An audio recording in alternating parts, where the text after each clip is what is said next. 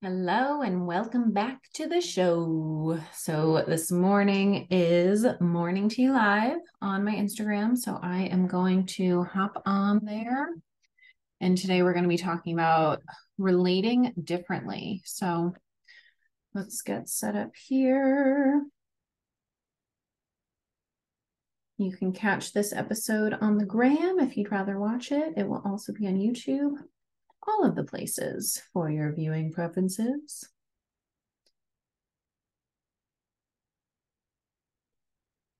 All right, let's get started.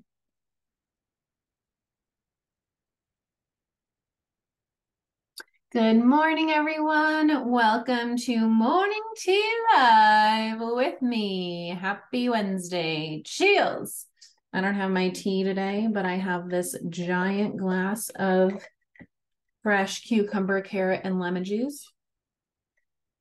Just clearing everything out in there, detoxing. It's delish. So I don't know what's going on with the weather, but I've never seen San Diego this rainy in the almost 4 years that I've lived here. It's wild, wild outside, but I'm kind of loving it. So today we're going to talk all about relating differently. I don't know why I have my hands in a prayer position, but we're going to roll with it. Burp, burp, burp. I woke up feeling very energized. So here we are. Let's start with a little grounding. So everyone get settled in their chairs or wherever you're sitting, rolling the shoulders down, sitting up nice and tall, taking a deep breath in and release. Just noticing how your breath is feeling. Noticing any distractions or sounds in your environment. Noticing any thoughts coming up, and just imagine placing each thought on a cloud in the sky, watching it float away, knowing you can always come back to it if you need to. And then refocusing on your breath.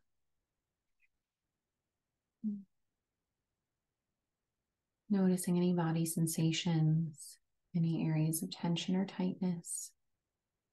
Noticing any emotions. Noticing any resistance.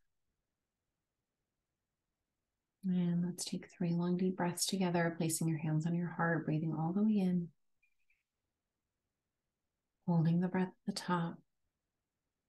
And release. And again, breathing all the way in. Holding at the top. And release. And one more, breathing all the way in. Hold and release. Just noticing how your breath is feeling in this present moment.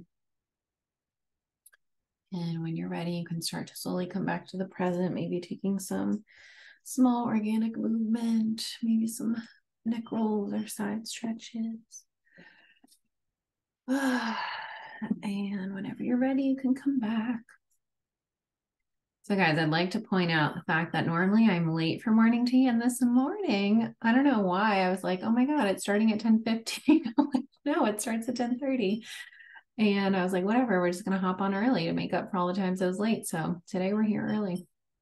I always said growing up that my mom would get us everywhere early. My dad would get us everywhere late, and that maybe one day I would get somewhere on time. But it's really true. It's like, I'm early today, late the next day. We're going to just keep working towards that on time. So let's dive in. Today, we're going to be talking about how do we relate differently.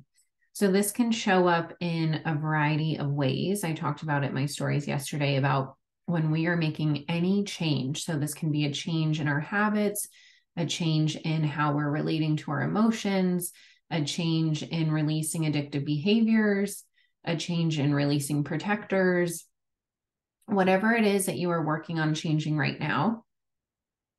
We're going to talk about how does this apply to that? So how do we relate differently? So the first thing that we have to understand is the way that you've been operating and relating. So when I say relating, I mean relating to yourself. How do you talk to yourself? How do you respond to your emotions? How do you respond to triggers that come up in your life?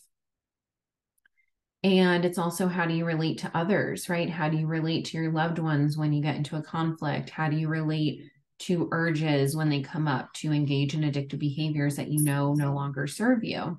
So the first part is to understand how you've been relating and how that has kept you safe. So we have to look at, what function, what purpose has this behavior? Oh, Luna's here. How has that behavior or that function served you? So for example, if you notice the protector of control come up and you're like, okay, I've been using this protector of control to feel safe, how has it kept me safe? The thing about protectors is that it's a false perception of safety. Oh my God, her purring is like real loud in the headphones right now. So it's a false perception of safety. When we are children and we grow up in an environment that feels out of control, so maybe there's a lot of change happening, maybe no one's cluing you in of what the hell is going on, maybe there you move, or there's change in relationships, or whatever it might be. Maybe there's fighting, maybe there's changing schools, whatever it might be, that can feel really scary because it feels like things are out of control. And when things feel out of control as a child, it can feel terrifying. So then as an adult, we develop this protector of control where our minds and our bodies trick us into thinking that controlling is going to keep us safe, when in reality, it doesn't. So where might we notice these protectors show up? When we are, let's say, in business and we have a certain goal and we notice that that goal isn't happening in the timing that we want it to happen. And so then we try and control, we try and force things to happen. Or let's say fear of abandonment shows up, and you know that in the past you have used control to grasp on to your partner, to your friend, to a certain opportunity, to a certain friend group, whatever it might be. And you almost like force yourself into that opportunity or onto that person and spending time with them, or into the friend group, or, whatever it might be, because that feels like, okay, if I'm connected to this person or this friend group or attending this thing, then I won't feel left out. I won't feel that risk of abandonment, and that feels safer. The reality, though, is that we can't control much. We can control our own selves in terms of, and I don't even love using the word control because it feels really rigid, of like, I'm controlling myself. That feels very contracted. But it's more focusing on what's in your power. So what's in our power is when that protector comes up, that control comes up, knowing, okay, this is a protector that was developed from childhood to help me feel safe. It's not actually keeping me safe. It's a false perception of safety, because whether you're actually controlling or not, we can't actually control. So regardless of if you feel like you are or you aren't, it's not actually keeping us safe. It's more so just sucking the joy out of the thing that we are trying to control. So, and we're blocking so much space for the universe to deliver something even better, something even more aligned. So it's noticing these protectors coming up, noticing, okay, these are protectors from childhood. Little me is not feeling safe, whatever it might be. Relating differently means I normally would choose to control or grasp or binge watch TV or whatever it is that we're trying to release. And because I know that that's not serving me and I want to relate differently, what can I choose in this moment and how to respond to this in a way that is going to show my nervous system a new way of safety. This is the hardest, most painful thing in the world because when our nervous systems are used to operating in a certain way, for us to then change that operation and say, abort mission, we are changing course, we are relating differently, there can sometimes be this disconnect between mind and body. So mind is saying, yes, let's relate differently. Let's release the control. Let's not grasp on. Let's, lean back when we want to lean too much forward. Let's practice, not picking up the phone every 2 minutes if you're wanting to release the addictive behavior of the phone. And your body and your nervous system is still like this. It's like knotted and tight and contracted and is like in survival mode. And so, for example, this past week, there was some survival mode that came up for me. My mind knew that I was safe, that, everything was going to be fine, all the things that I could tell myself. But yet my body was like, it was so tightly wound and it was acting as if it was in survival mode. It was acting like a bear was chasing me when there was no bear chasing me. And so, of course, I can tell myself, there's no bear chasing you, you're safe. But if your nervous system is stuck in the past when it did feel like it needed to be in survival mode, whether it was a bear chasing you or just not getting needs met in childhood, probably the latter, it's not going to be able to catch up to the mind, right? So how do we bridge the gap between the mind and the body? And we have to actually allow space to process that historical pain that is showing up in the present. The present always triggers historical pain. So again, we can tell ourselves a million times, I know I'm safe. I know this, I know that, I know that. I talked about this in my group yesterday of like, we can know something, but if we're not allowing space to actually feel the emotions that are coming up, the two are just going to stay disconnected. The mind and the body are just going to continue to stay not communicative and disconnected. So we have to actually allow space to feel the historical pain, know that it's historical, know that the present brings up a lot of historical pain that we did not have the space nor safety to feel as a child. And so we're now giving that reparative experience to that younger part of ourselves to actually feel it in the present. When we leave space to feel it in the present, we feel those protectors, those behaviors, those urges start to soften. Think about it. If you're being chased by a bear and you're in full-on survival mode and you are having all of your protectors come up because you're in survival mode, as soon as you feel the fear and realize that there's no bear chasing you, that was just a nightmare, that control softens, that graspiness softens, that attachment to whatever it is that you're trying to latch onto, it softens.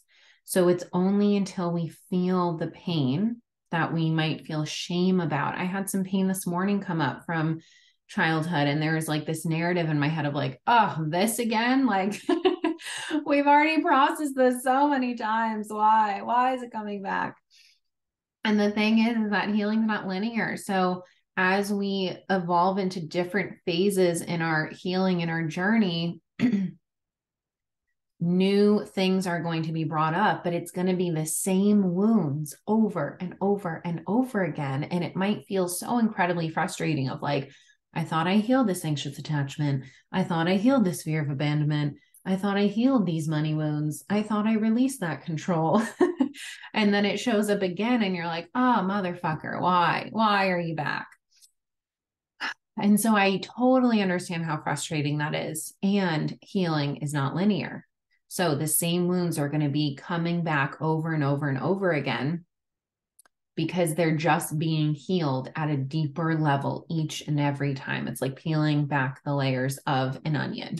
So it may be frustrating in that moment, but what we resist persists. So if we rationally try and talk ourselves out of it, like, oh, you've already processed this before, you're good, whatever, that's trying to control it, right? So if we want to relate differently, that means that each and every time we have that historical pain come up, we are going to tend to ourselves. We are going to allow space for that pain and that shame and that fear to just be felt, preferably with a person that we can co-regulate with, a safe nervous system who can just hold us and see us and witness what we are going through. A mentor, a therapist, a healer, anyone that you feel really, really safe with, who has done the work on themselves and can role model for you what it's like and normalize what you're going through. Because sometimes when you're going through it, you're like, oh my God, I fucking feel crazy. But I promise you, you are not crazy. There is a root for everything that we feel, all the protectors, the thoughts, the loops in our brains. There is a root for all of that. And it is just avoidance of pain, avoidance of fear. It's just being in survival mode. And so relating differently means that even when it feels like we're going to die, in releasing that control, even when it feels like we're going to die when we don't grasp onto our partners, when we're anxiously attached, even when it feels like we're going to die if we are left alone without the distraction of the TV or the phone or someone to keep us company, but we are just alone with ourselves. And that can feel really scary. Relating differently means you are showing your body a new way of safety. And the more that you practice relating, not through all the old ways, not through, I used to relate through control, through perfectionism, through binging TV, through binging food, through overworking, through people pleasing and choosing attachment over authenticity. Those were all my many ways of safety. And so when the urge comes up, which it will, to relate through one of those things that you want to release, that you no longer want to use as safety, it is going to feel like you're going to die. Because imagine your safety net, your safety blanket gets ripped out under you and you're like, shit, I don't have my safety net anymore. And I have to go find a new one. That interim space between leaving the old safety blanket and going to find the new one, it may feel like you're going to die, but I promise you, you will not die. You just have to tend to that fear, to little you, hold her and show her that she is safe. And again, being mindful not to just rationally talk about this with yourself, but fully allowing space to feel it. I feel like I'm dying right now. I feel this strong fear. I feel this strong shame, whatever it is that's coming up for you, and actually allowing yourself to feel it. So when I say allowing yourself to feel it, I mean, where do you notice that in your body? So do you have any sensations in your chest, in your shoulders, in your stomach? Where do you actually feel the emotion? Remember, emotions are stored physical energy. So physical and emotional health are one and the same. So where do you actually feel that stored emotional energy? Can you just observe the sensations without trying to fix it, without judging, without any of that, just being with it? Taking time for yourself to actually be with the emotions. And then once you've done so and you've created space between the urge or the trigger and how you respond to it, that allows you time to relate differently. It allows you time to relate from your adult self versus your inner child. But if we don't take that time to sit with the emotions that are coming up from our childhood, we are just going to allow our inner child to react and run the show. But when we take time to sit with it, to tend to ourselves, to tend to little us, to show ourselves that we are safe, and to release the emotion, we then get to come back into the present and choose how are we going to respond.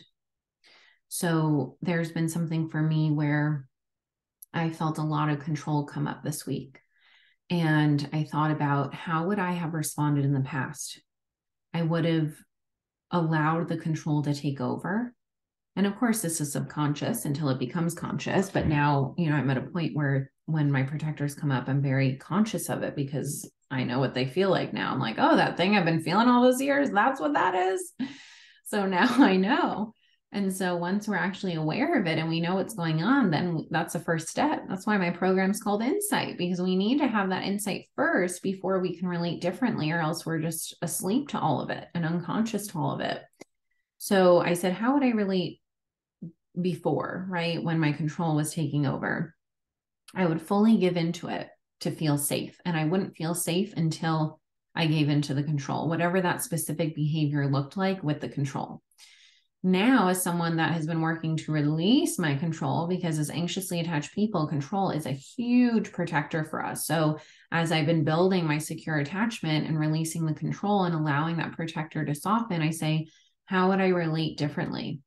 Part of me relating differently is when I notice the control come up, I feel the emotion underneath the control, which is just fear, sadness, shame, whatever is coming up in that moment. And I allow myself to just be with it. I feel it in my body. I allow myself to notice the sensations, to feel the sensations, to observe the sensations, to journal about it, to cry about it, to talk about it. I process it somatically in my body. And afterwards, I say, okay, how would you relate now that you've kind of taken some time to process the emotion? And a lot of it is like this leaning back, right? It's like, rather than like forcing something to happen, it's okay, I'm going to lean back and trust and lean into trust and faith and surrender that the universe has my back and that everything is working out exactly the way it's supposed to. And the universe will give you the same lesson over and over and over and over again if we do not learn the lesson the first time. So you can apply this to anything, right? Like if you're trying to give up fast food and you're like, okay, I have this urge to go to McDonald's and I'm going to sit with the urge. What is the emotion underneath? Am I stressed from work? Am I feeling anxious about something? Sitting with it, allowing space to feel it, and then watch how that urge shifts. It might not feel as strong. And you say, okay, is this actually what's going to serve me? No? Okay. So what can I do instead? I'm going to go feel my feelings. I'm going to go, draw myself a bath when I get home. I'm going to go eat a healthy, nourishing meal because that's what my body wants. You have to remember, in the moment, it feels how you want it to feel, right? It's like that temporary relief, but afterwards, it never feels the way you want it to feel. So you have to think, how am I going to feel if I engage in this behavior 2 hours from now, tomorrow? Last night, I gave into a food urge. I had meal prep in my refrigerator that I needed to eat, and I was really craving Indian food. And I was like, damn it, what do I do? Do I eat the food that I already have in the fridge, or do I order Indian food? I ended up ordering the Indian food. In the moment, it was quite delicious. I enjoyed every moment of it. But then later that night, my stomach started hurting. And I was like, fuck, I should have eaten the meal prep. So, we can give into those urges so quickly in the moment, but we have to think about long-term. How are we going to feel even just 3 hours from now? How are we going to feel about this choice? Not just right now in the moment, but afterwards. And it is so fucking hard. I totally empathize how hard it is. But the more we practice doing it, the less hard it feels. The more we practice choosing differently, the more we show our nervous system a new way of safety. If you feel like you're self-sabotaging something, it's really just because you don't feel safe. I self-sabotaged recently. I got my business to a point where I was like, it was a dream come true. And then I think subconsciously it was like terrifying. And I was like, holy fuck, my dream just came true. And then I self-sabotaged it and I like regressed, even though, it's not regression. It's like, I never believe in backwards. I believe in it's all like, again, it's not linear. It's just kind of this like 1 step forward, 3 steps back, the whole dance that we do in life. But it's not that I didn't want that to happen. It's that it didn't fully feel safe because it was new. And you have to remember, anything new to the nervous system is foreign. So if it's foreign, your body's going to do everything it can to protect you from it. So when I got to this level in my business and I was like, oh my God, this is amazing. But then my nervous system was like, what the fuck is happening? This feels scary. And we're going to go back to our comfort zone. And so now I'm rebuilding, I'm redoing it and giving myself that reparative experience where I allow myself time to calibrate. I allow myself time to just feel the fear, because this is so sneaky, right? So it's never to shame ourselves if you end up sabotaging subconsciously. Like, we're just learning when this stuff shows up. We're learning to really notice it, because it can be so sneaky. Because in my mind, I'm like, oh my God, yes, this is amazing. But I didn't even catch that there was fear, because fear can be so damn sneaky. So maybe an old way of relating to that would be shaming myself. Oh my God, I can't believe I self-sabotaged, da da da. My new way of relating to it is allowing myself space for some compassion of like, oh my God, my nervous system must have been really freaked out. And like, that's, I can have compassion for that.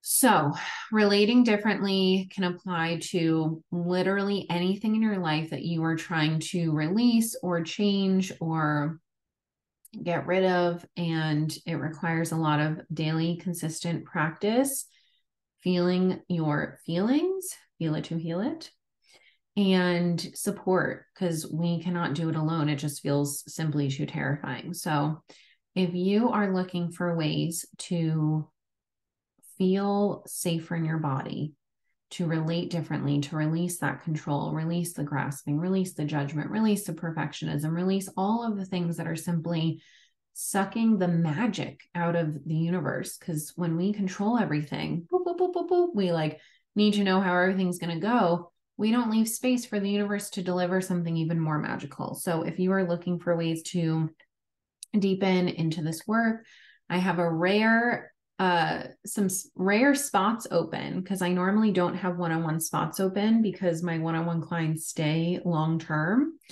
because they just can't get enough of this work, because it's life-changing. But I had some clients switch into one of my groups for their next level of relational healing. And so that opened up some spots in my schedule.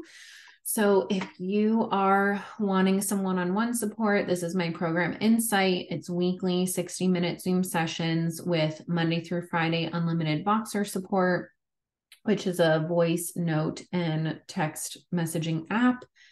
And this is for the person that wants to heal their attachment wounding, who wants to heal their nervous system.